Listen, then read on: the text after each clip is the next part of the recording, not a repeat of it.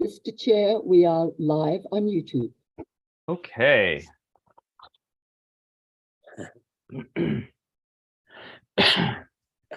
All right, everybody. Hello. It's 6:01 p.m. on January 18th, 2023. Let's start the meeting of the City of Lafayette Transportation and Circulation Commission. But first, I'll call off your names and please indicate you're here or not. Vianney Serriere. Yeah, audio, okay. You're on mute, Vianney. So Bart Carr. I'm here. All right, Greg Brown. Here. Stella Witherspoon. Here. And I could see Vianney, he's just working on it. I'm Carl DiGiorgio, I'm here. That's cool.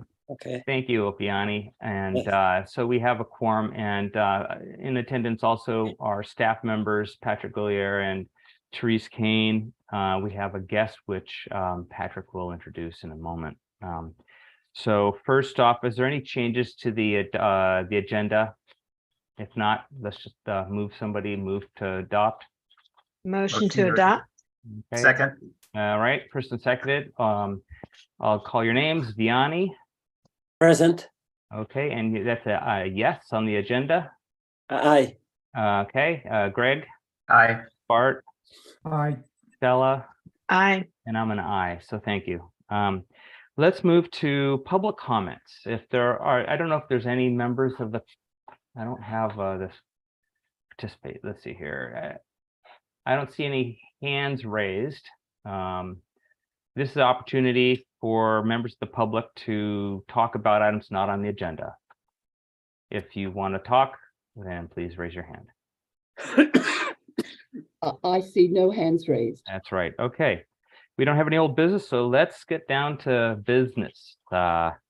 New business. Patrick, do you want us to introduce this LRSP update? Yeah, I would love to. Thanks very much, Carl. Yep. I'm really happy to be here today to provide you all with an update on our local road safety plan and receive comments from you on the work that's been completed so far and the look ahead to the work that's in progress.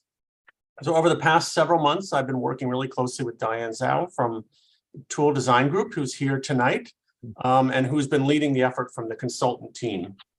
So our goal for tonight is to provide a summary of some of the various components of the LRSP and how these components are coming together to result in some of the initial key findings, which we'll describe to you. So as a reminder, this is the first of two LRSP presentations at this commission. Tonight, we'll focus on discussing the results of our draft data collection and analysis task and some of our initial work on developing recommendations as part of our safety measure task. Some of the material that we'll be discussing with you tonight has not yet been presented in any official capacity to the task force that's been helping to guide the plan's direction. So you are getting a bit of an advanced look at where we're headed. With that, I'll just hand things over to Diane, who will take you through the material. Yeah, thank you, Patrick. I'm gonna go ahead and share my screen. Can everyone see my screen? Yes. Okay, and it's showing the presentation. Okay, awesome. So yeah, thank you, Patrick, and good evening, everyone. Thank you for having me. I'm excited to present on the progress on the local road safety plan. So here's the agenda we'll be going over today. I'll be providing some project background on what a local road safety plan is and discuss the task force involvement.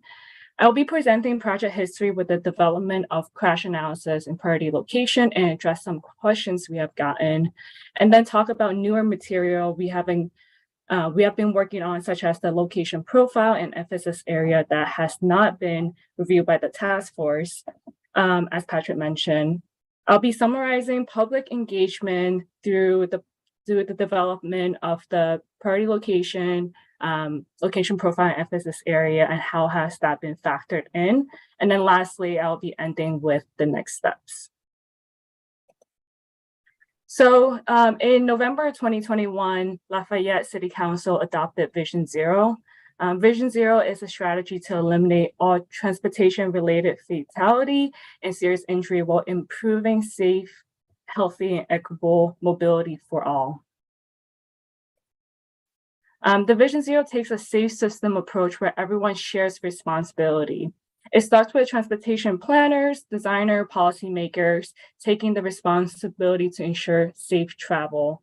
Then road users share some responsibility for following rules for the safety of themselves and the others. However, this approach recognizes that humans are complex and imperfect beings and mistakes occur. The responsibility is then back to the planners, designers, and policymakers to prioritize safety and plan for those mistakes. Traditional safety is very reactive, and the new approach incorporates more proactive and human-centered principles, such as traffic deaths are inevitable, incorporating human failures and preventing fatal and serious injury crashes, taking a system-wide approach and acknowledging that saving lives is not expensive. While safe mobility is not a new concept, Vision Zero requires a shift in how communities approach decisions and action and attitude around safety. So as the Local Road Safety Plan, or the shorthand LRSP, supports the Vision Zero goal. LRSP is a framework for roadway safety improvements. The figure on the right shows the safety plan development process from the Federal Highway Administration. And following the Vision Zero framework, the LRSP prioritized addressing fatal and serious injury crashes. The plan is being developed with inputs from the task force member and public engagement throughout.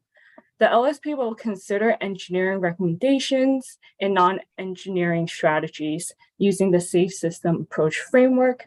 In addition, having a safety plan helps with state and federal funding, which is a new requirement as of 2020 for highway safety improvement fundings.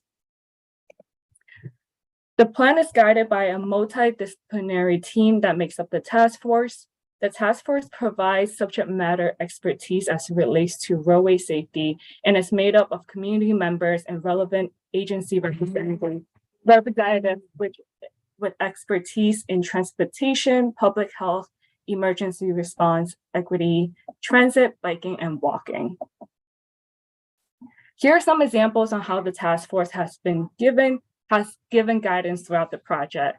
They provide guidance on the goals and objectives, provided other Vision Zero resources, countywide and regional, ongoing promotion of safety culture, and advocate for the public through sharing public engagement opportunities such as web map survey and volunteer during the open house. Before I move forward to the next section and talk about crash analysis and priority location, I just want to pause here to see if anyone has any questions.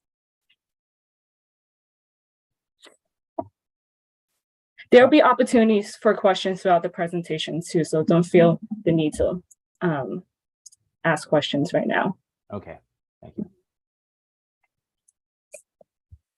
So moving forward, we started the project with a review of 5 years of data from 2017 to 2021.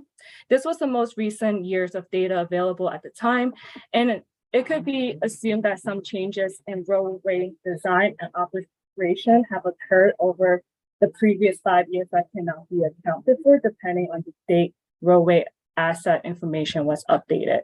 For example, if a crash occurred in 2017 and the posted speed limit changed from 35 miles per hour to 30 miles per hour in 2018, the analysis would link the 2017 crash with the 30 miles per hour configuration. So there's some caveat with the crash analysis. 3 years of data is the minimum review recommendation, with 5 years of data preferred for crash analysis. Throughout this project, we did consider additional years of data. However, we were worried that additional years of data may result in outdated data, such as roadway figures, travel pattern, volume, and demographic. There were 47 crashes and 14 fatal or serious injury crashes between 2017 to 2021. The data was accessed through TIMS and then post-processed based on the Lafayette boundary or so-called shapefile, as you see in the figure to the right. This means that crashes filter under unincorporated in TIMS or other city, but were in the shapefile or Lafayette boundary were included, and data that was filtered under Lafayette and TIMS but appear outside of the shapefile were excluded. So some crash pattern we saw was that most crashes occur at unsignalized intersection, and solo crashes were the most frequent. When looking at the modes, crashes involving only motorists account for the largest share of crashes, with 57% as shown in the graphic for all crashes to the right. However, when we look at fatal and serious injury crashes, bicyclist, pedestrian, motorcycle makes up 79% of fatal and serious injury outcome when involved in a crash. The most frequent crash types are hit object, broadside, vehicle, and pedestrian crashes, with top violation as unsafe lane change, automobile right-of-way, and improper turning. We then looked at where crashes were occurring to identify priority locations. The mapping, we did a series of mapping, and the mapping accounts for crash density and severity through a sliding window analysis. For density, the sliding window looked at every half-mile window, taking a quote-unquote step every 1/10 of an increment. To account for severity, fatal and serious injury crashes were weighted more than other crashes by 3 times. Mapping was first done for each mode and then all modes. So I'm gonna go over pedestrian, bicyclists. So for pedestrian crashes, we did see a concentration in downtown Lafayette along Moraga Road, School Street, Moraga Boulevard, and Mount Diablo Boulevard. For bicycle crashes, we saw a concentration along Olympic Boulevard and Release Valley Road, as highlighted here. And then for motorists and motorcycle crashes, we saw Pleasant Hill Road, Deer Hill Road, Olympic Boulevard, and Release Station Road. And we also saw El Nido Ranch highlighted, but after further review, we realized this was highlighted because of intersection crashes along Mount Diablo Boulevard. So in October of 2020, we presented our initial results to the task force and asked for some feedbacks on whether these locations reflects their experience and what are some other unsafe locations and what are some safety issues they wanted to tell us. So the task force provided additional corridors such as School Street, Oak Hill Road, Happy Valley Road. In addition, have pointed out trail crossing being a common theme for crashes. And then there were also additional questions about unique characteristics and whether these are accounted for in our analysis, such as ditches, hills, and windy road that makes up Lafayette. Which brings us to kind of talk about the data limitation and kind of a good problem Lafayette has, where the fatal and serious injury crashes are considered low. Given the crashes are random and patterns and trends can be hard to spot or don't exist in some situation, the information we have can also be ambiguous, such as violation types being automobile right-of-way or pedestrian right-of-way, not being a little bit ambiguous what that means. And a good example of this when reviewing the data is when we're looking at bicyclist crashes and violation types. There were 8 different bicyclist crashes within Lafayette. And when we reviewed the violation type, each one of the bicyclist crashes had a different violation type, which was ambiguous to figure out the pattern and trend with these crashes. And lastly, if data is not available, we're not able to analyze it. And some example of these are speeding, road curvature, and bike facility, which are not collected within Lafayette. To further understand crash causation, we provided recommendation in the LRSP and noted down recommendations to review police reports and develop citywide database on roadway conditions. We took this opportunity to take a more holistic approach in incorporating public engagement through the development of different tasks and field observation to understand roadway conditions and behavior. We then looked at all modes and developed a high entry network to further understand the priority locations.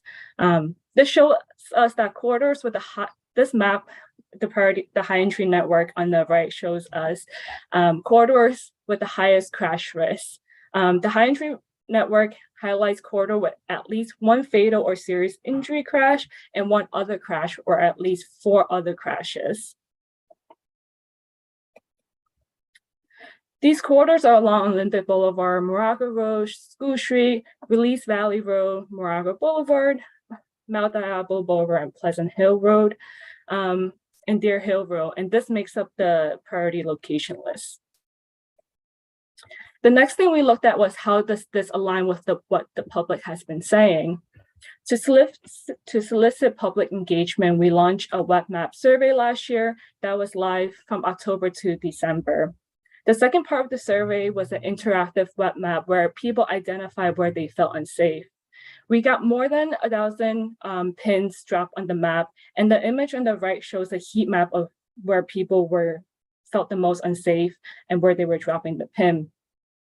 As seen in the map, there's a significant interest in downtown Lafayette, since that is where people are walking and accessing the businesses in Lafayette, and especially at the intersection of Moraga Boulevard and Mount Diablo Boulevard. We noticed that being the highest intersection of comments.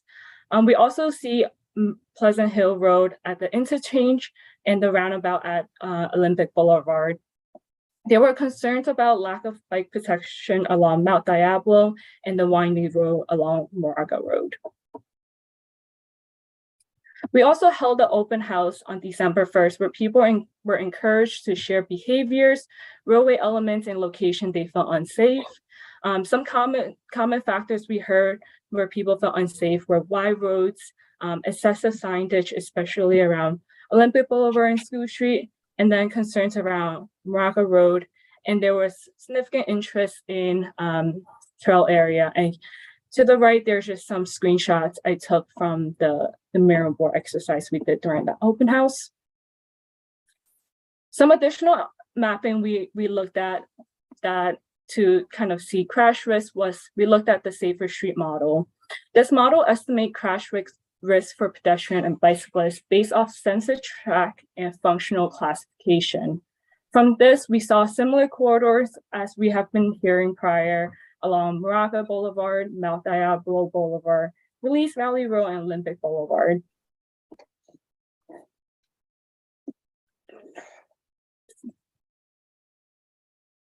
Oops, sorry.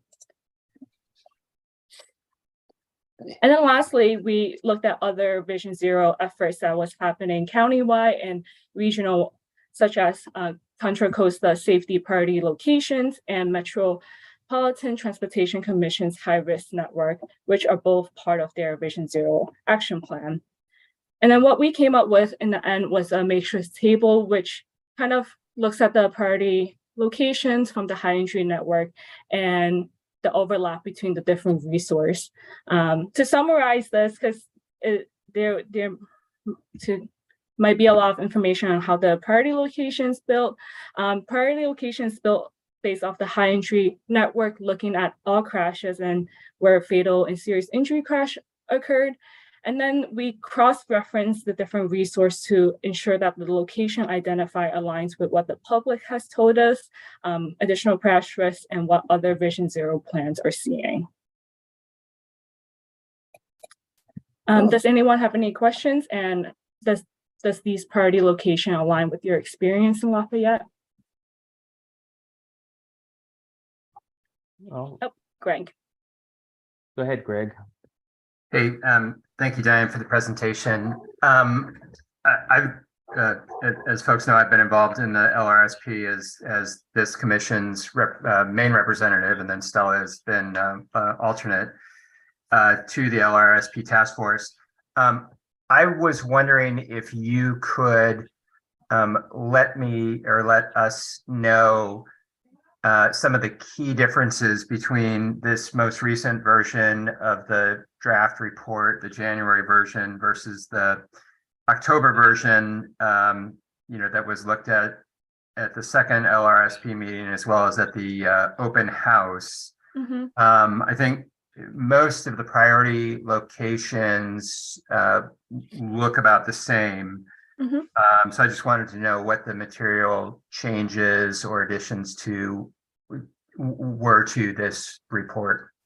Yeah, so I think during the open house, we maybe have showcased the high entry network map or have shared it as part of the presentation during the open house, but we didn't get the chance to go into details about the corridors in the priority location. So the main difference between this meeting and the last task force meeting is more of a solidified list of location, which is this 10 list of locations where we're considering as the priority location, and they're ranked based off where we're seeing the most fatal and serious injury crash and highest crash risk. So between the past presentation and this presentation, I would say having this list or a more final version of this list is the biggest difference.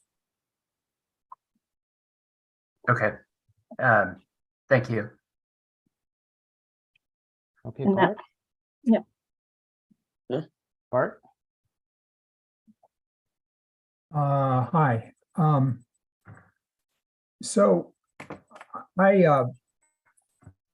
read the staff report a couple times, or the attachment to the staff report a couple of times, and I did find it a bit challenging. There was a lot of data there to wade through and to understand, but I appreciate the effort that was made to put that all together. And I understand that sort of forms the basis as we go forward in developing the LRSP. However, one area that I really had a problem with, or I have a problem with, is the priority locations that we're looking at right now, and that were listed in the report. It appears to me that the priority locations don't include areas, roadways that I think need to be included. Those include the central areas of Mount Diablo Boulevard from Risa Road to Willow Drive. It seems like either end of Mount Diablo is included, but the central portion is not. Pleasant Hill Road from Spring Hill Road to Mount Diablo Boulevard, that's part of Pleasant Hill Road that passes by Spring Hill School and Acalanes High School. Very highly trafficked by cars and pedestrians and bicyclists, but that's not included in this. St. Mary's Road is not included at all. And I realize that St. Mary's Road is primarily used by car traffic, less so by pedestrians and bicycles, although there are some bicyclists on St. Mary's, including myself. But there are a lot of crosswalks on St. Mary's Road. So there are a lot of pedestrians crossing St. Mary's. It is fairly high speed, and I think it deserves that attention. Those are just three areas that I think need to be included in this, and I don't see it in this list or on the map that we're looking at right now. So can you let me know why those areas aren't being included? Yeah, so those areas weren't included because the way we kind of developed the list of priority location or / the high entry network was based off of where fatal and serious injury crashes or crashes have occurred. Just kind of sticking with our, part of the LRSP is to meet the Vision Zero goal of eliminating fatal and serious injury crashes. We felt like there needs to be a prioritization on where fatal and serious injury crashes are occurring to eliminate those crashes. I think some of the corridors you have mentioned have been definitely mentioned during the public engagement. However, I do feel like what we have, it's prioritized based off where fatal and serious injury crashes have occurred and where the existing crash risk is, and where the highest crash risk is based off crash history. Okay, well, I understand that, but I guess I'm so concerned. I guess my concern is that we're going to be so driven by the data that you're using that we're going to miss areas that are very high trafficked and need to be included in this. So I understand what you're saying, but I still have real concerns about that approach and about the way it could influence the resulting LRSP.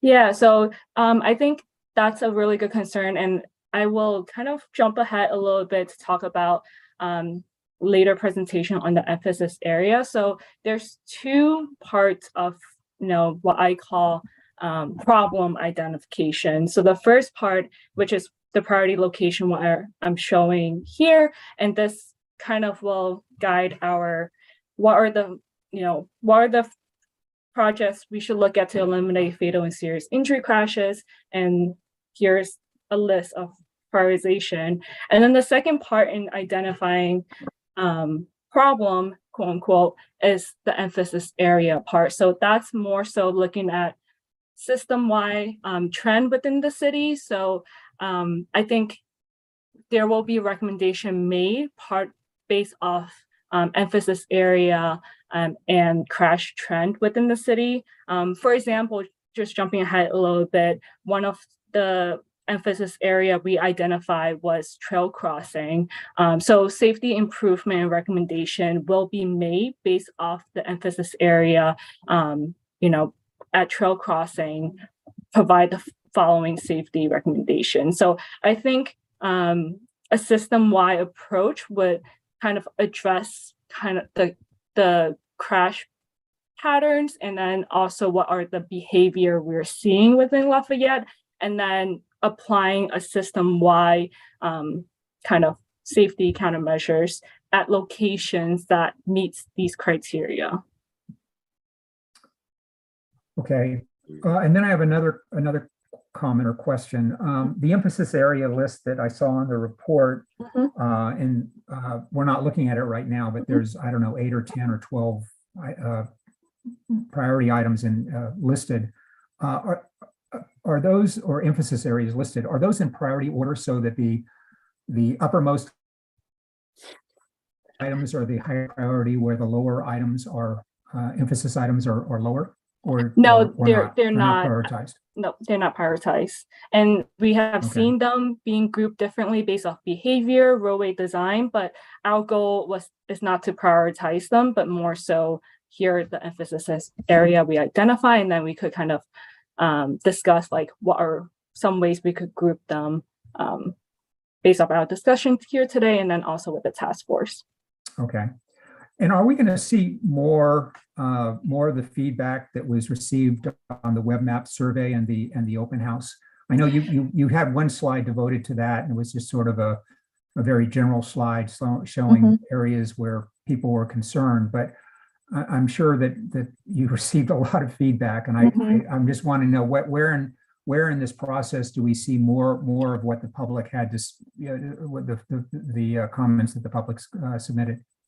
Yeah, so the public feedback has been a really crucial factor in developing the emphasis area. So I have sprinkled it throughout this presentation because I think talking about it and how we have used different parts of the public feedback, it's would kind of transition or show how it kind of marries a little bit better. So I will be kind of presenting on the survey results a bit later when we talk about the emphasis area.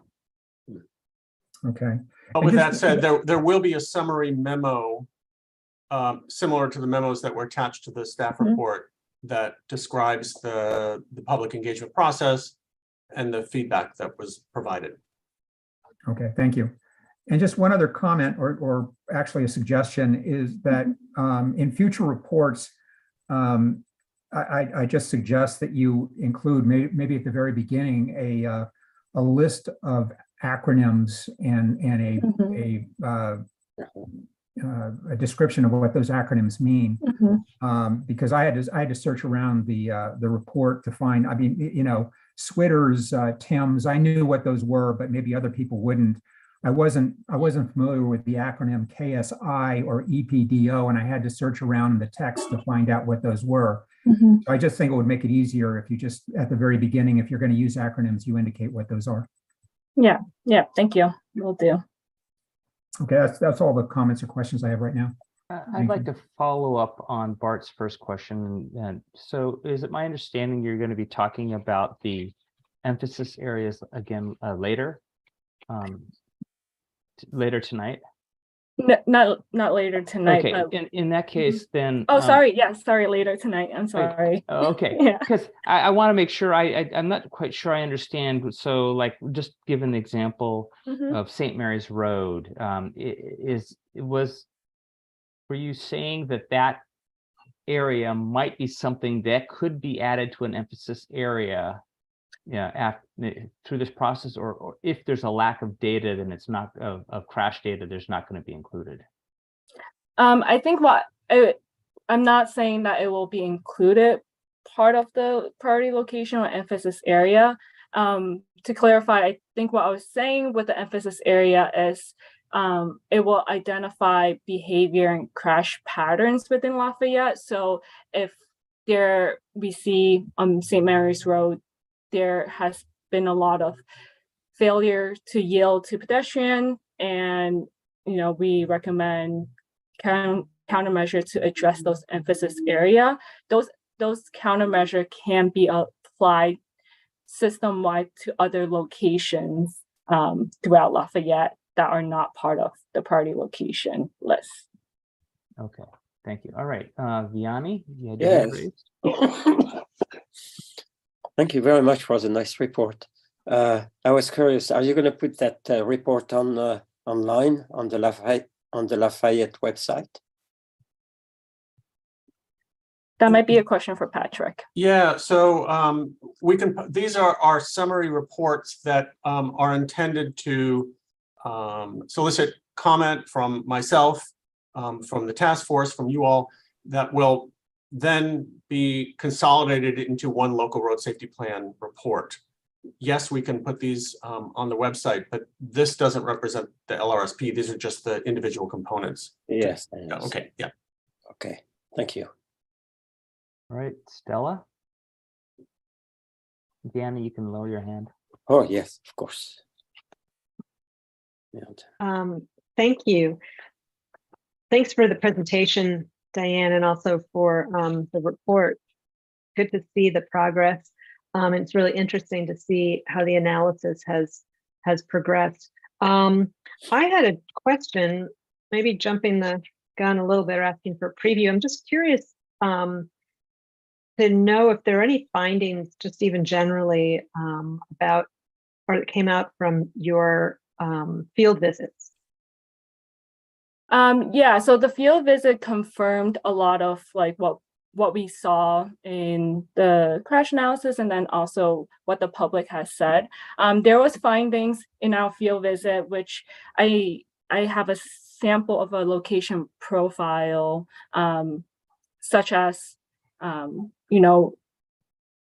there wasn't high visibility crosswalk at certain locations. So the field visit was very technical for each of the location to identify key observations and safety concerns.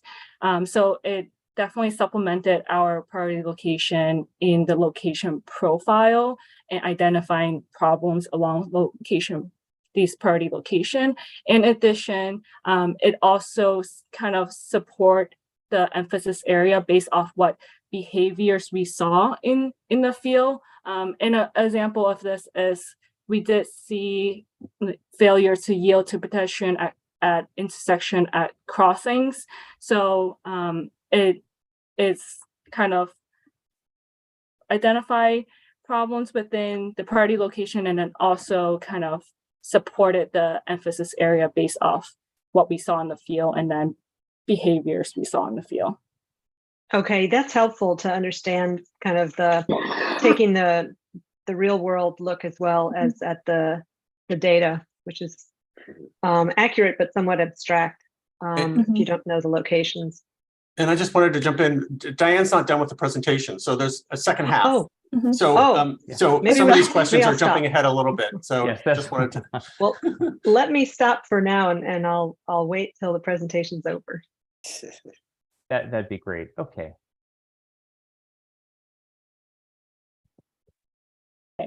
If there's no other questions, I'm gonna move forward to talk about the location profile, which was developed for each priority locations.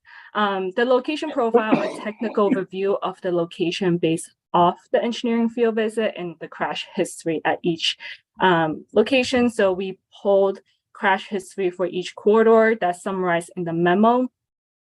The task force has not reviewed the location profile, and this will be the focus of our next task force meeting. So we'll be going into more detail about each location profile.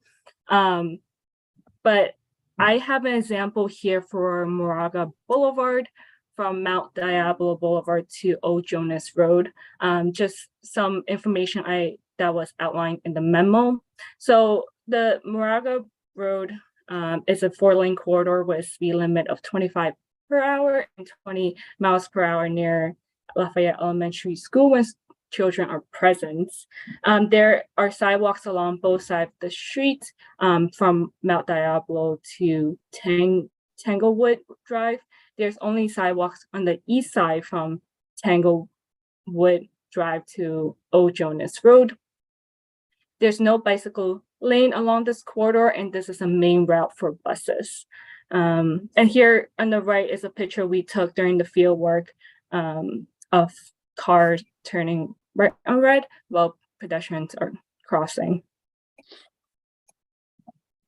Here's some key observation we saw for the corridor. So there seemed to be an inconsistency in signage. Some signage didn't look like it complied with California MUTCD.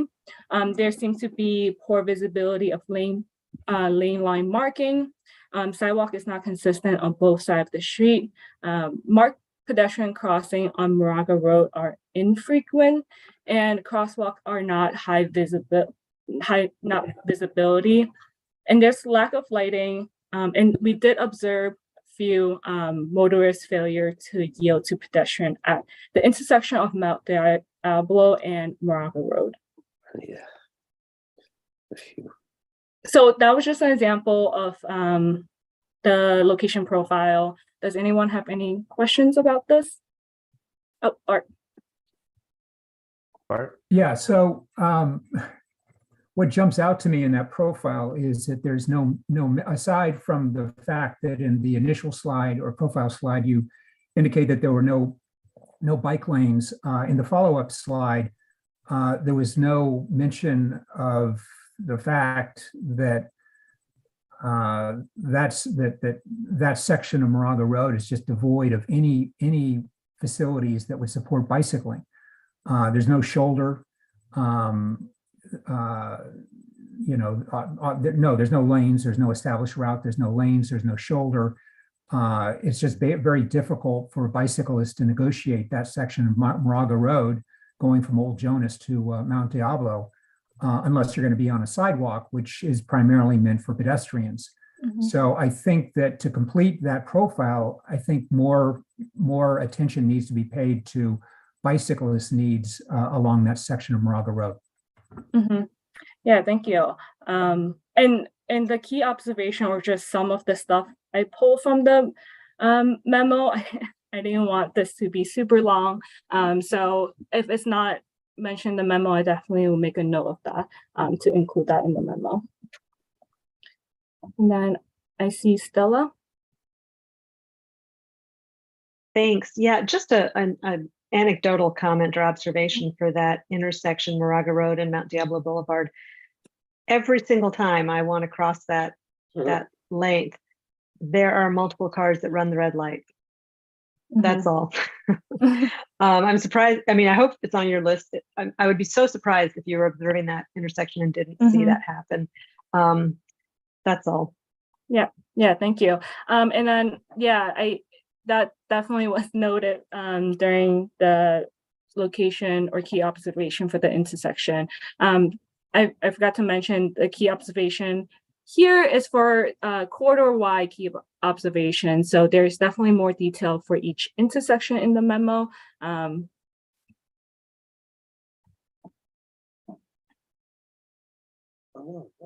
So And that- just, yep. go ahead. So so just to summarize, so in the next LRSP meeting, you'll provide basically a set of these slides for each of the priority locations. Is that right? So I think the next meeting with this group would be to talk about the safety toolbox, and for each location, and then also for the emphasis area. So Okay. this presentation is more so to frame the issues we have identified, and we definitely didn't want to jump the gun and start recommending any safety improvements or countermeasure. We want to get consensus and confirmation what we're seeing in the field and what we have identified aligns with what you see in the field.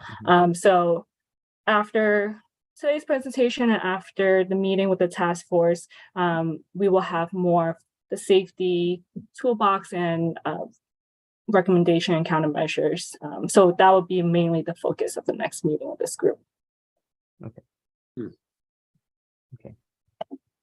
Other questions? We'll keep going. So this brings us to the emphasis area. So taking all the information from the crash analysis, priority location finding, engineering field visit, and public input, we developed the following 10 emphasis area. And I will be going over each one of these 10 emphasis area and how we came about developing them. So part of the online web map survey, the public had also the opportunity to provide their input on roadway behavior and designs and what made them feel unsafe. The survey had over 1,000 visitors with 600 unique IP addresses. People were able to visit the survey multiple times, and I think it's important to mention that there were several times, it was visited up to 40 plus times by the same people. Although no improvement was the most common response, the goal of the LRSP is to eliminate fatal and serious injury crashes and focus on safety improvement towards a Vision Zero goal. So I'm going to be presenting on what are the safety factors and improvements. So when asked which of the following factors makes you feel unsafe, the top responses we got were traffic is too fast or doesn't stop, dangerous intersection, car travel too close to me, and lack of crosswalk, bike lane, and trail. And then when we asked which of the following behavior makes you feel unsafe, distracted driving, stop sign running by cars or bikes, and others were the most common. So speed was selected as an emphasis area based off what we heard from the public during the open house and survey responses. In addition, from the crash analysis, street with higher posted speed limit had higher crash rate and were more severe when compared to streets with lower posted speed limit. That makes sense. The majority of crashes occurred as unsignalized intersection, and from survey responses, dangerous intersection was the second most selected factor that made people feel unsafe in Lafayette. Generally, people feel a lack of visibility at uncontrolled intersections. Unsafe lane change was the top violation or reported violation for all crashes. The majority of these crashes occurred along Pleasant Hill Road with hit object and head-on as the leading crash type, which are characteristics of lane departure concerns, especially when they're happening for solo crashes. Field observation along Pleasant Hill Road and public feedback about speeding along winding roads can also lead to lane departure risks. Motorists failing to yield was the second most reported violation type for all crashes, with motorists failing to yield at stop sign, oncoming traffic, or pedestrian crossing at crosswalks. From the survey results, stop sign running by cars or bikes was the second most selective behavior, and traffic is too fast or doesn't stop was the top factor that made people feel unsafe. Improper turning was the third most reported violation for all crashes, with failure to yield when turning left or making a U-turn being the most common violations.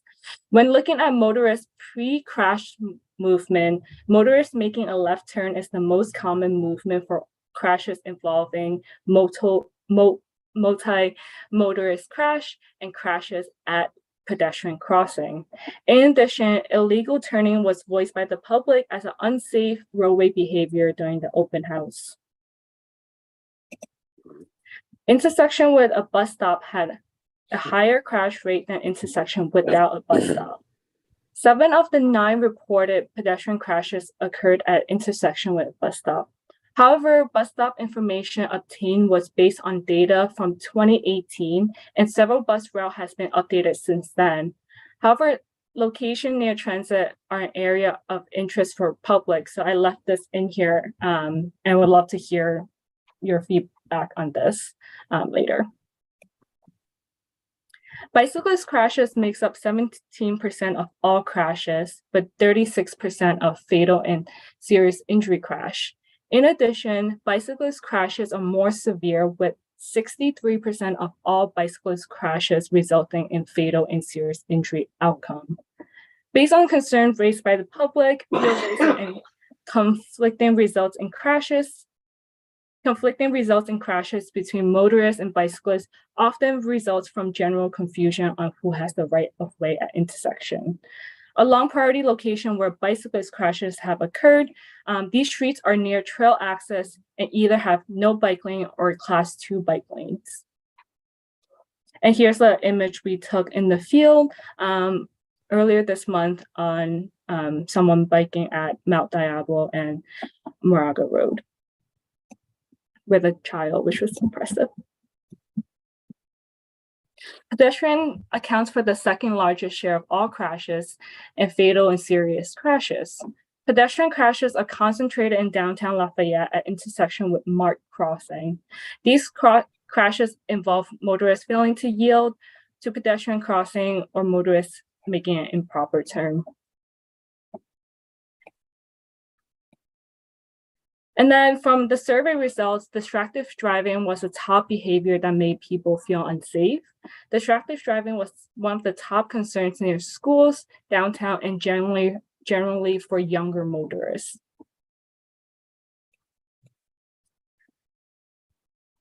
Bicyclist crashes occur at intersection near trail access or near Lafayette Moraga Regional Trail or Release Valley Trail.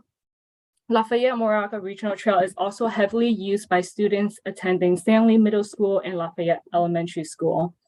The public has interest or is interested in opportunity to increase access to trail and increase yield compliancy at these crossings. So similar to the development of the priority location, we also reference back to CCTA and MTC's Vision Zero on findings to see the overlap between our emphasis area and their collision patterns and challenge areas. And then what we have is a table here that shows the overlap of emphasis area between the crash analysis and priority location analysis, observed behavior during the field visit, what we heard from the public engagement, and CCTA and MTC Vision Zero efforts. Does anyone have any questions?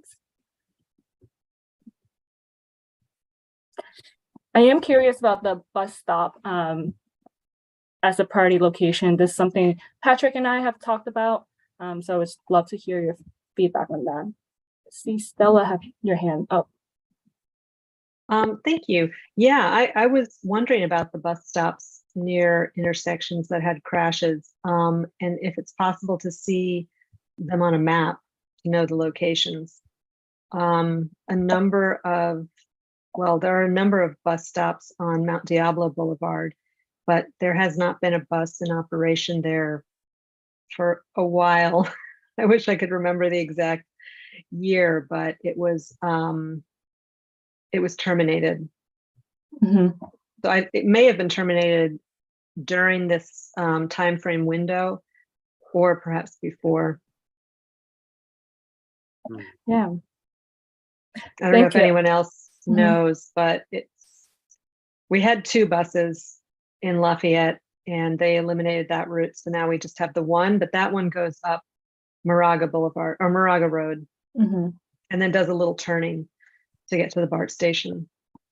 Yeah, Um, so we can map the bus stop, but because the bus stop information is from 2018,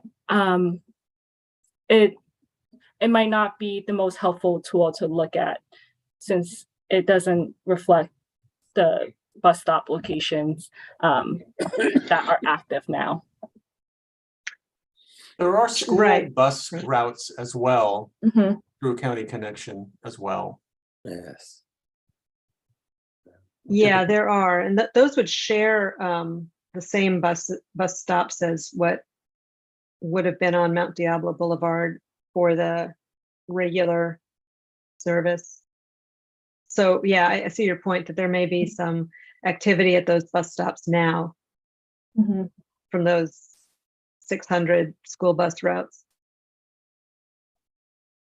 I have another question. You mentioned the lane departure and that the predominant area for that was Pleasant Hill Road, Mhm. and that there were a number of head-on Mhm. crashes. To my knowledge or my memory recollection, there's a median that's continuous from Olympic pretty much to the Y at Taylor Boulevard. So I guess, I mean, they could be a failure to yield maybe to a car turning Mhm. and entering Pleasant Hill Road, but I would doubt that there are head-on collisions of cars traveling in opposite directions. Mhm. Yeah, I don't know on top of my head where these crashes are occurring. But I could kind of revisit the analysis and see identify like the locations of the head-on crashes and where they are. Okay, that would be helpful. Yeah, I Mhm. know we have a number of roads where there is no divider Mhm. or median, so I definitely expect there to be some of those on those type of facilities. Mhm. I think that's my question on emphasis areas for now. It's a good question, Stella. We'll get back to you on that. Okay. Diane, I noted Mhm. that with the public engagement survey, it was either the 3rd or 4th, Mhm. most popular answer was other for Mhm. both the questions there. And I didn't know, I don't recall whether folks were able to, input more specific information and, whether you gleaned, any sort of additional things that were incorporated, whether there was any patterns that emerged and whether, that was incorporated just into these behaviors. Yeah, it's I guess the Mhm. 5th and 3rd most Mhm. popular answer. Yeah, so people were able to input text responses for other. We did not get a chance to look at the other responses just because we were trying to go through a lot of I guess feedback and responses. So we have not gotten a chance to look through others yet. Okay, but that data is still captured somewhere and Yeah, available. we will have in the engagement memo, we will have that available to review. Okay, thank you. I got a question. Mhm. Will there be some recommendations made? Yeah, by that's our tools? next task.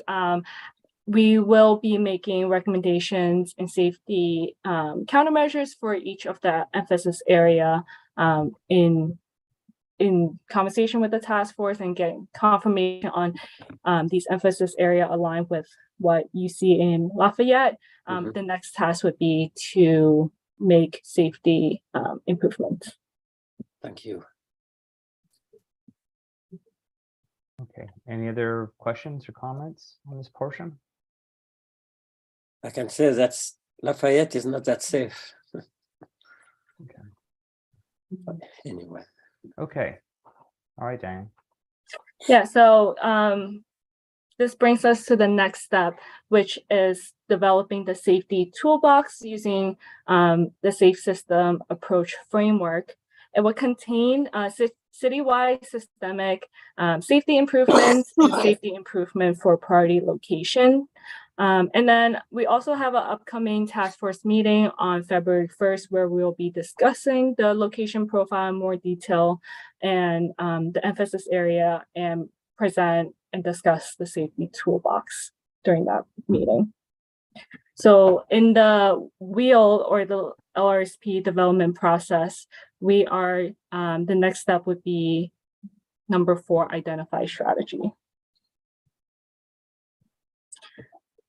And does anyone else have any question? That was my last slide.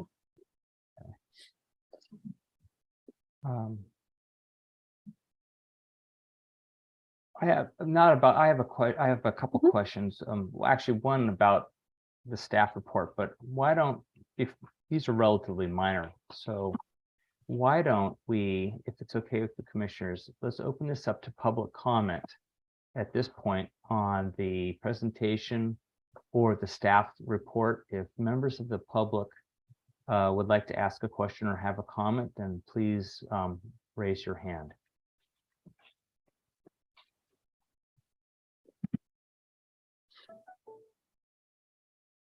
All right, I don't see any hands being raised. Last chance. Okay, all right. So thank you very much for this presentation, Diane, and also thank you to Bart and also Stella for the work you guys have been doing on this project. It's very comprehensive, and I appreciate all of the data that was in the attachments and all the maps and so forth. So here's a few minor questions. Back to the Pleasant Hill Road North question that Stella was asking about. I had a question. If it's hard for me to tell on the map, but there's a point on Pleasant Hill Road as one travels north, approaching Taylor Boulevard, where a motorist goes over the hill, and it's a steep downhill with a curve. And I didn't know if that was related to the accidents in that area. And it's not important to get a question and the answers now. That's just one thought I had. A general question, and there's probably no data for scooters and unicycles, but I assume that they would be lumped in with bicycles, or? That's a good question. I don't think they are, and I think we access the data through TIMS, and I don't think they are included through TIMS, but I could double check that and get back to you. But yeah, it's more of a longer term question. In the future, right? Yeah, that's a great question. This is a question more for Patrick. On the staff report, page 4, talking about the timing. I understand that there's the LRSP meeting February 1 and again in March, but did I understand that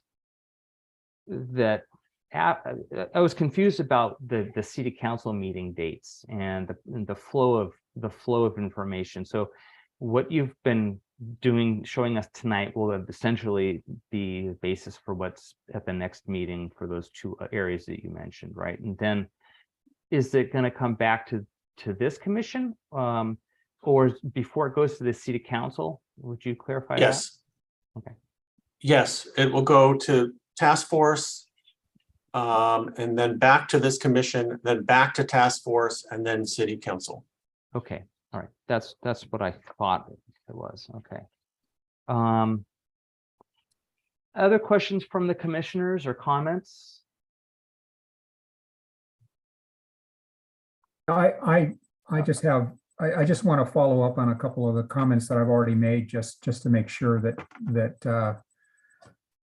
you know, that they're noted. That again, my initial comment regarding areas of Lafayette that I believe are priority areas that were not included in the priority location list. My understanding from what Diane indicated was that the reason why those areas weren't shown was because based on the data that had been collected, you were just focusing on those areas where there had been accidents and you know, basically where the data took you. However, what I think you indicated, Diane, was that as you finalize the LRSP, that the information you gathered from those specific areas in the current priority locations that are listed, those will be taken to other areas, including the areas that I mentioned, in terms of the countermeasures or the safety measures that are developed, will be applied throughout the city to the central portion of Mount Diablo Boulevard, the entire, basically the entire length of Pleasant Hill Road, St. Mary's Road. All of those will be addressed or treated with those safety measures, not just focused on the areas that were listed in the priority location, both in terms on the list and on the map that you showed us. Is that correct? I think to clarify, in addition to making safety recommendations for priority location, we'll also be providing systemic safety recommendations that could be applied citywide throughout Lafayette.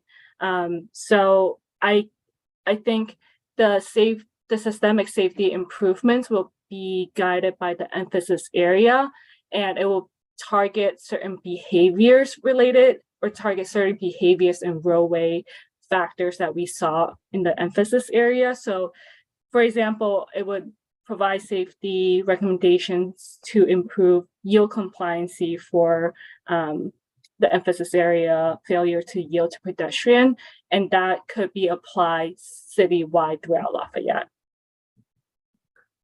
Okay, but the final LRSP is going to focus on all areas of Lafayette, systemically, as you say, all areas of Lafayette, all roads in Lafayette, including those that are more highly trafficked, and not just those roadways that are identified right now in the priority location list. Because if the LRSP appears to just focus on just those segments, those roadways, which don't include the areas that I mentioned, that I think would be a mistake. So the LRSP will, I think part of the LRSP is kind of, help the city prioritize safety improvements based to eliminate fatal and serious injury crashes to meet the Vision Zero goal, and also provide systemic safety improvement that will be able to use throughout the city of Lafayette. So the systemic safety improvement can be applied throughout Lafayette. But I think I am not promising that these safety improvement for the emphasis area will be applied for all roads in Lafayette. I think that's where I'm distinguishing between what we're saying. Okay. So the LRSP will make recommendations to the priority locations as illustrated on the high entry map. So upgrade the crosswalks, or the findings from the field visits. And in addition, through the emphasis areas, we'll come up with systemic countermeasures to address the trail crossing issues that Diane mentioned, improper turning, speeding, that can be applied as appropriate citywide. Does that make sense? Yeah, it does if you explain it. I just hope that's clear in the final LRSP, the final document, so that people don't think that, you know, these safety measures are the focus for the safety measures are only going to be those areas that are identified right now as priority Mhm. locations. I think that'll hurt the legitimacy of the document. I think it needs to be made clear that, you know, that the safety measures and the toolbox that is going to be developed is going to be applied to any roadway in Lafayette where that needs to be applied. And if you have either a graphic map or a list that indicates or seems to suggest, maybe it doesn't, but seems to suggest to people that it's only going to be applied to just those roadways or sections of roadways that are currently now shown as priority locations, I think that would be it would be confusing and counterproductive. So. Okay, That's great feedback. thanks, Bart. Stella? Thank you. I have a question. It was follow-up to what you had asked about, Carl. The LRSP meeting in early March, which will precede the presentation of the final plan for City Council. What is the focus of that LRSP meeting?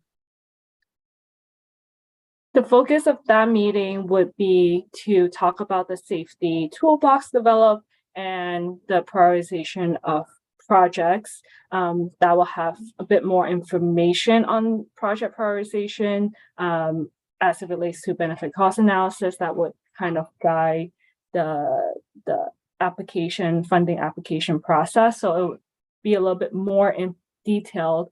And then also it will provide, depending on the conversation with the task force, it will provide a kind of a look at the outline of the LRSP report. Okay, thank you. That's helpful. I have just one or two questions just about the maps that were in the crash map memorandum. Mhm. And I guess I'm kind of just asking you to confirm my understanding. So on one of them, like for example, the pedestrian sliding window analysis map, there is a orange segment on Moraga Boulevard, and the incident or the crash was at the intersection with Moraga Road, but the orange segment extends to the east a considerable amount. Is that because of that half-mile sliding window Yes. that you applied? Okay. I think there was also a KSI collision on Moraga Boulevard east of the intersection. Yeah, that one I think is maybe picked up in the bicycle. Oh, okay, Yeah. okay. That one's in the bicycle. Yeah, so I raised the question with that pedestrian example because I've seen the pattern in other locations. And I think I read, maybe it was in, well, I'm not sure exactly which page, but I think I read that the length of the segments might be influenced by the half-mile window that you're using. And so are you kind of trying to are you taking the incident that's the crash that's the focus and then going a quarter mile out from it? Yeah, so it's generally so it takes a step every 1/10 of a mile, and then the window is always half a mile wide, or the window. So it's not like a fourth of a mile each way. It's taking a 1/10 of a increment with a 1/2 mile window. Right. Okay. So I think it's the window length that as I understand influences the actual length of the segment. Because in some areas it just, the length of the segment just, you start to kind of get pretty far afield from the incident itself. And a half mile in our city is kind of a considerable distance. But thanks for clarifying that. Yeah, and I want to kind of further clarify that we kind of, for the high entry network, we looked at all modes. So I think the sliding window analysis by different modes was really good for us to see, the trend with different with pedestrian, bicyclists, and motorist crashes. But for the high entry network map, we did look at all crashes because we felt like all crashes involve a motorist, and it was more important to look at all crashes for the priority location. Sure, I understand that. One just editorial comment. In the high injury network map, figure 6, it is really hard to see the line that I believe is on Pleasant Hill Road, north of Release or north of Spring Hill Road. Because I know it's there. Yeah. It's just dark green, and then there's that shadow outline of the city. And so it's just hard to pick up on it. Yeah. And we end up adding in boundaries for each of the high entry network corridors because we recognize, like, especially for corridors along the outer shapefile. I agree with you. Yeah, it just happens to be that's where the city line is. But yeah, that's just an editorial comment. Let me just see if I have any other notes that I made. I guess I think that might be it. Thank you. I see Greg. All right. Yeah, Greg. I think this question may be sort of generally for Diane, but Patrick, maybe specifically with respect to the city, and it's I think to get at kind of what I heard from Bart over, if there are some areas that aren't initially included. I would assume that the LRSP is not intended to be a static document that we're going to get the report and it sits on the shelf, but rather that it's something that's consistently re-examined and reevaluated. And when we eliminate KSIs at all these other locations, the city drills down to other places. But I'd like to, Diane, hear other cities' experience with LRSPs, and Patrick, what your understanding is for Lafayette's plans. Yeah, so I'm working on a LRSP update for Hermosa Beach near LA right now, and it's recommended to be updated every 5 years. So this is actually something me and Patrick have talked about during our last check-in. We haven't decided. I think it's up to Patrick and the task force in the city what the time frame for LRSP update is, but there is a requirement that for federal and state funding that the safety plan would have to be updated to apply for funding. So I think we haven't discussed that yet, but LRSP are kind of a document that gets updated when new crash data is available, and it's usually updated every 5 years. Yep, and there will be recommendations as part of the conclusion of the LRSP for the city to be evaluating the collisions and the countermeasures. So it will be updated. Thanks.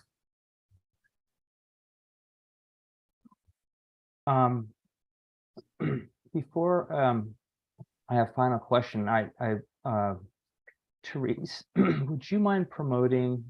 Well, let's see. We have one member of the audience that has their hand raised. If it's okay with other commissioners, we can take that question now, even though we previously closed the comments. Is that okay with commissioners? Any objections? Yes. Okay. Would you, Therese, please promote Susan and then the next speaker after that? Yes.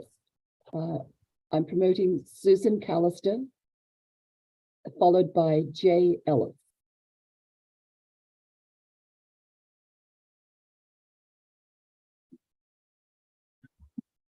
Susan, you don't need to do anything. You just, there you go.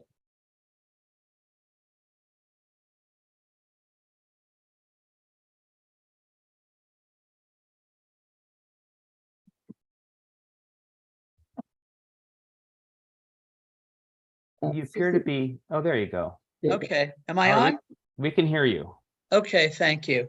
I'm sorry I was late getting on. I had some technical difficulties getting on. And Carl, I almost called you on your cell phone to see what to do. I have some concerns about, and I couldn't find it in the report, but several people came to me about it. I have some concerns about an alleged plan to put a walkway up Topper Lane, across St. Mary's Road, and down Birdhaven, and then to get to the trail. Now, if that's part of the city's plan, I want to say that is nuts to not do it. If it isn't part of the city's plan, bravo, let them be. I have a next door neighbor that moved from Topper Lane 4 streets down just to avoid all the traffic and the problems on Topper Lane. So by adding a walkway on Topper Lane and around onto St. Mary's Road, where you all know how busy it is, down to Birdhaven, that's a dead end, which some streets are dead end. My street's a dead end. Several streets along here are dead end. I guess I don't understand it. I don't know how it was proposed, and I don't know who proposed it. I can assure you that the neighbors aren't in favor of it. So that's what my comment was and my question tonight. And Carl, thank you for giving me the time. So maybe we could recharacterize that question as is what Susan mentioned really part of the LRSP discussions at all? No, we have not identified any projects yet. Okay. The presentation tonight reflects where we are with the LRSP. All right. Thank you. Any other questions for Susan? All right. Thank you. I have a question, Carl. How did that get spread around? Because I've had several people come to me about it, and I was going to actually bring it up at the next meeting of the homeowners council, because I was stunned. So I don't know how that rumor or whatever got around, or if it's still part of the program. It's just not something that's being discussed yet. Well, I don't know. That really would have been part of the questions for items not on the agenda. So Okay. All right. Thank you. I All right. appreciate it. I'm promoting Jay Ellis into the meeting.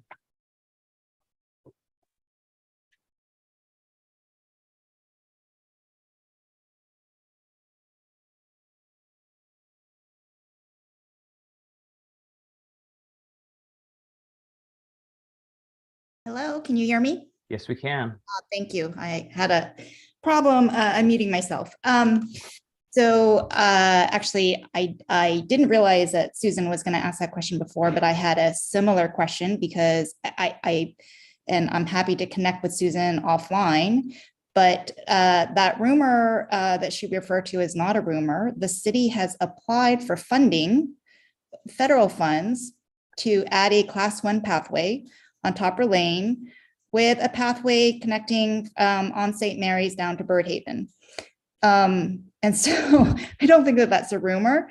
I actually, one of the things that I wanted to stress is that this LRSP study is very helpful, because I feel like, to that point, it should be used as a guide to direct funding priorities, which I hope it will, so that we don't have city staff members or other people applying for federal funds for initiatives that the residents of the city feel like are not priorities.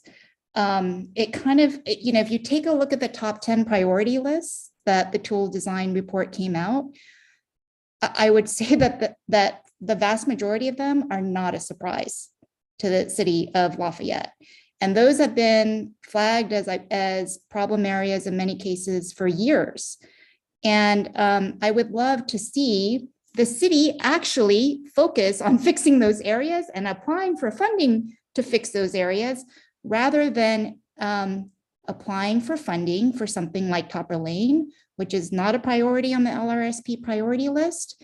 And it's just mind-boggling how we would want to put in a path for the handful of pedestrians and bikers on that street versus applying for $3 million of funding to try and fix Moraga Road. So actually, I did have a question to this council, which is how will this LRSP, I understand it will be used to help prioritize funding, but is there any sort of guidelines that the city intends to utilize to ensure that the city really will abide by using these as like funding prioritization guidance, so that we're not in a situation where the city's applying for funding that is for something not deemed a priority?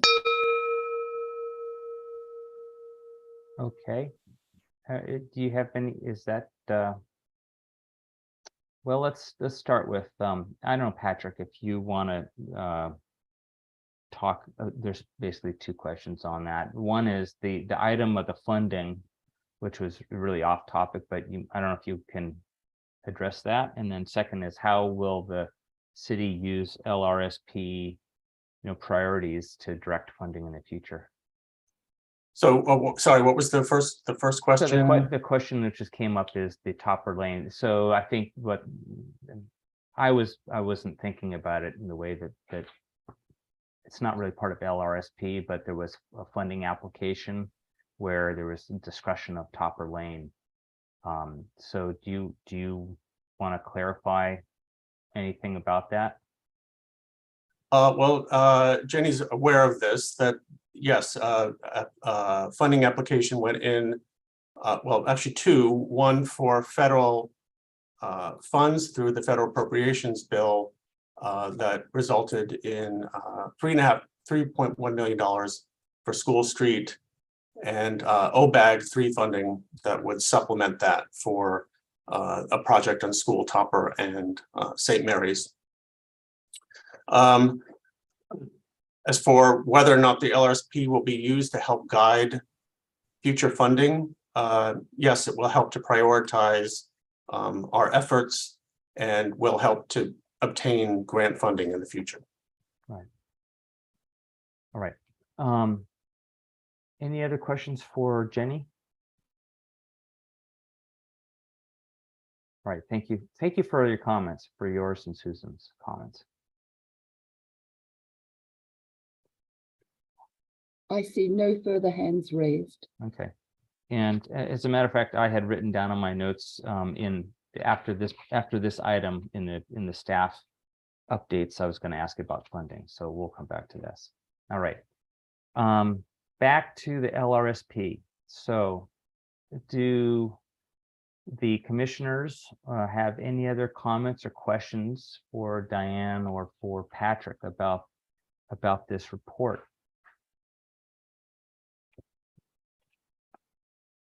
Okay, then I have just a softball question for you, Diane. In this process, is there anything that was surprising to you about Lafayette, kind of relative to other cities, or is it just kind of meets your expectations in terms of the process and so forth? I don't know if that was a softball question. I would say I think the involvement and the public involvement has been really surprising for me, and I also appreciate it. I haven't worked with a community where we get 2,000 like responses for a web map survey, so that has definitely been really surprising, and we have been really kind of thinking about like our intentions with the priority location and emphasis area, and trying to incorporate what the public is saying where they feel unsafe for our different tasks we're developing. So we're really trying to listen to the public and incorporate that, because this is a plan that everyone's really interested in.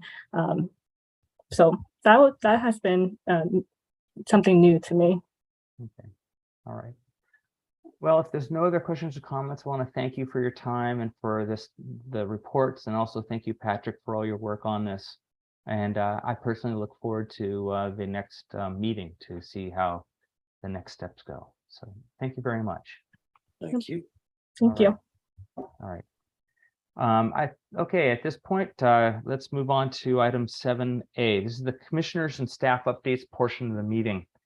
It starts with commissioner oral reports and anything you want to share. Show and tell. Do commissioners have anything they want to mention? Yes, Stella. Thank you. I wanted to let people know about GPAC and what the current activities are. So I think, as I've mentioned before in prior meetings, GPAC has undertaken the safety element process. It has a consultant working on that, PlaceWorks, who also completed the Orinda safety element, and I believe Walnut Creek as well. And tomorrow there will be a special meeting, GPAC. Usually GPAC meetings are on Tuesdays, so it's special just because the calendar aligned that we had to have it on Thursday. But the topic will be reviewing a summary of findings from a climate change vulnerability assessment.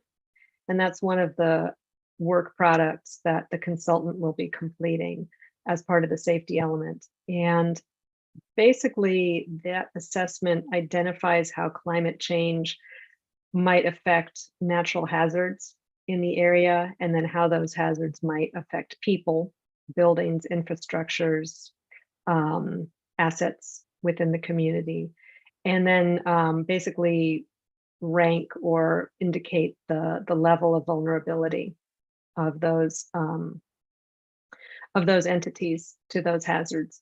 And so the report is available now on the city website under the meeting for January 19th GPAC. And I encourage anyone who's interested in that to go and review the report and attend the meeting if they would like. One other topic pertinent to commissions that's come up in discussions within GPAC is kind of how can commissions provide feedback on the work that GPAC is doing and on the development of these general plan elements. And the schedule of meetings is challenging because of the cycles really not aligning. It just happens to be that today we meet and tomorrow I can tell you about tomorrow's meeting, and I give you a heads up and you know about it, etc. But that's not generally the way the calendar is structured. And so in discussions with staff, the method that we are trending toward is that the commissions will review the final draft or draft as we get closer to the final, and be able to provide comprehensive comments at that time. And that would allow, I think, staff within planning staff to come to prepare an item for our agenda, report, present it, etc. And so that is my update. Thank you for that. Appreciate it. Yeah, of course. Bart? I just have a question. Early in December, I received a notification on my phone from the Lafayette Police that there was an accident at the corner of Moraga Road and Mount Elko Boulevard that was described in the notification as bicycle versus automobile. There were a lot of sirens. I think there was a helicopter circling. Does anybody know anything about that accident? Was there something that happened involving a bicyclist and a automobile in December? Yes, there was. there was a collision there at that intersection. And we requested the police report. I don't know if Mike's got it, but I can follow up on that. Yeah. Was it an injury? Was it a fatality or? I what believe the it was a circumstance? serious injury, and I believe the cyclist was taken to the hospital, but it was not a fatality. I believe, That's but let me follow up. That's good. Okay, that's good to hear. And then follow up on that. At one point of time, I think it was just about when I joined the commission, there was some discussion about getting reports from the police, Lafayette Police Department, on accidents within a certain period of time, the previous month or something like that, just so we could see, in somewhat real time what was happening on our streets. And I think it was I thought there was going to be some follow-up on that, but we haven't heard anything since then. Is that of interest to the commission? Absolutely. And has there been any follow on that? Absolutely. It would be nice to have a report once a month or maybe even once a semester, so that we know where the accidents are and how we can alleviate them. Well, I haven't seen anything. So Patrick, if No, you're gonna follow up on that, or do you want someone else to do that? You want me to do Yeah. that? I can follow up on that. Yeah, I thought we were going to do something. Yeah. Yeah, it's been asked about. Yeah. There should be a log of all those accidents by the police. I mean, they have to write up a report. So, it's no big deal. It shouldn't be a big deal. Okay. All right. Any other comments? I've got a few little things. So on January 9th, the city council went through the priorities list, and you can look at the staff report of the city council on January 9th.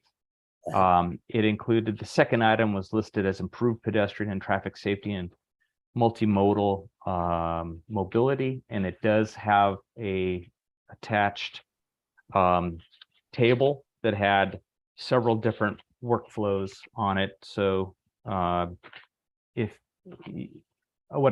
what I'll do is I'll just send out a note with a link so everybody can see it if they want.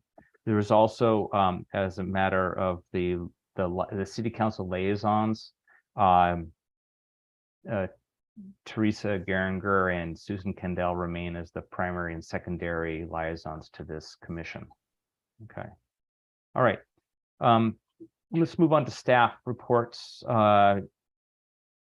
You want to talk about the joint meeting? Your air. I was unmuted and I muted myself. I just want to remind everyone again about the joint meeting with City Council on February 13th.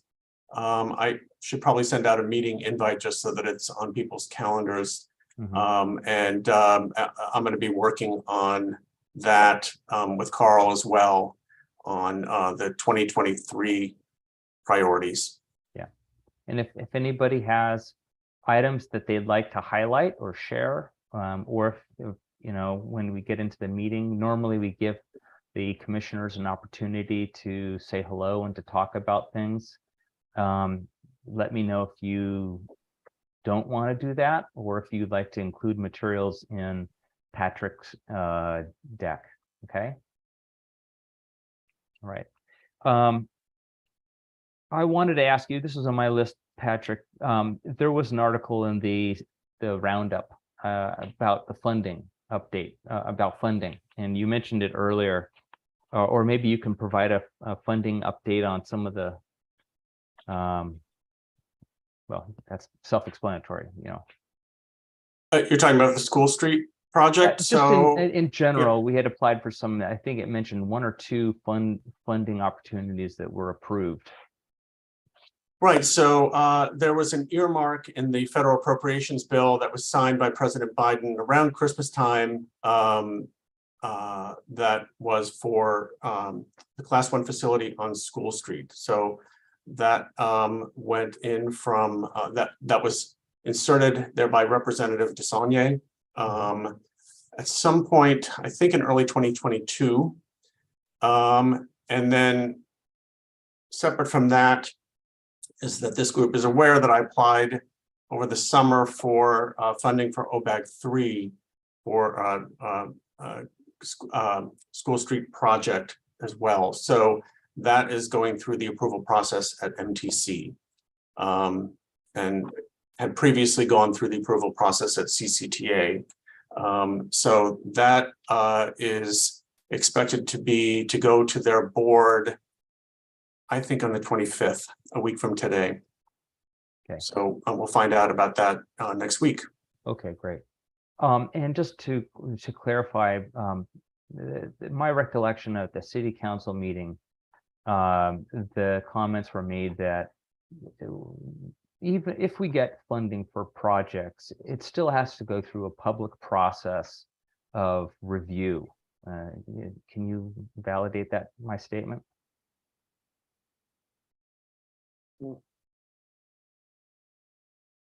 And again, yes. So, you know, capital projects will go through the planning phase, design phase, but there will be a public process for every project. Yes. Great. All right. That's all I had to ask about. Anything else? All right. Well, thank you everybody for your hard work for to reading through and going through all the reports and all the work on GPAC and the LRSP. Thanks, Greg, for all your work on that also. And so I'm going to say it's 7:37 p.m. and let's adjourn. Okay. Good night. I don't. Good night, everyone. Good night. Good night.